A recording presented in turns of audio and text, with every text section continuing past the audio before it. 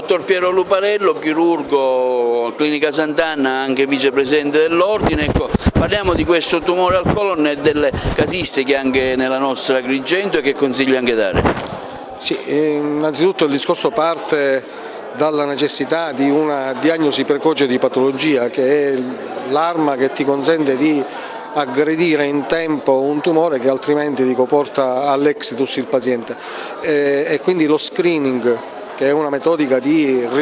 rilevamento del sangue occulto nelle feci, e quindi poi i soggetti che hanno la positività alla ricerca del sangue occulto nelle feci passare a una diagnostica per andare a individuare l'eventuale formazione di neoplasia o di fatti precancerosi quali possono essere polipi, è un momento estremamente importante per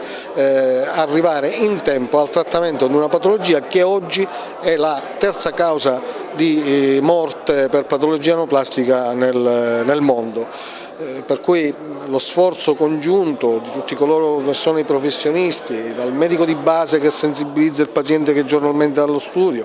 dalla diagnostica radiologico-endoscopica per poter essere pronti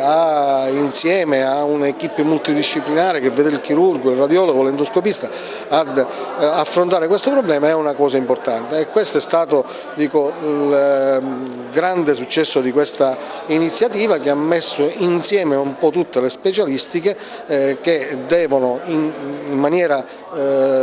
coesa affrontare una delle problematiche neoplastiche del nostro tempo. La situazione com'è nel nostro territorio? Lei che ha il polso, insomma, segue costantemente e quotidianamente il suo lavoro? Sì, da un punto di vista statistico di incidenza di patologia, noi siamo al pari di quelle che sono le statistiche nazionali e internazionali. Noi siamo paesi evoluti, occidentali, per cui abbiamo un'incidenza maggiore di patologia, incidenza data dalla una dieta iperproteica fondamentalmente, ma anche un'incidenza data dalla possibilità rispetto a paesi non occidentali, in cui la diagnostica è una diagnostica molto più affinata, e quindi una possibilità di avere statistiche di rilevamento di patologia più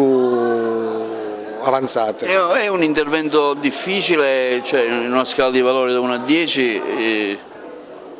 Una scala di valori di 1 a 10 è un intervento che in mani giuste ha un valore medio di difficoltà. Oggi, fra l'altro, così mi pregio di essere uno di quelli, affrontiamo il problema in maniera laparoscopica, cioè in maniera meno microinvasiva.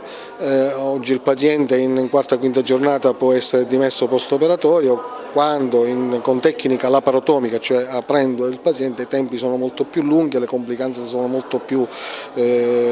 frequenti, dai laparocella alla suppurazione di ferite, che oggi in laparoscopia sono praticamente scomparse. I tempi dell'intervento in laparoscopia si sono notevolmente abbassati, si è passati alle iniziali 4-5 ore, perché c'era il tempo della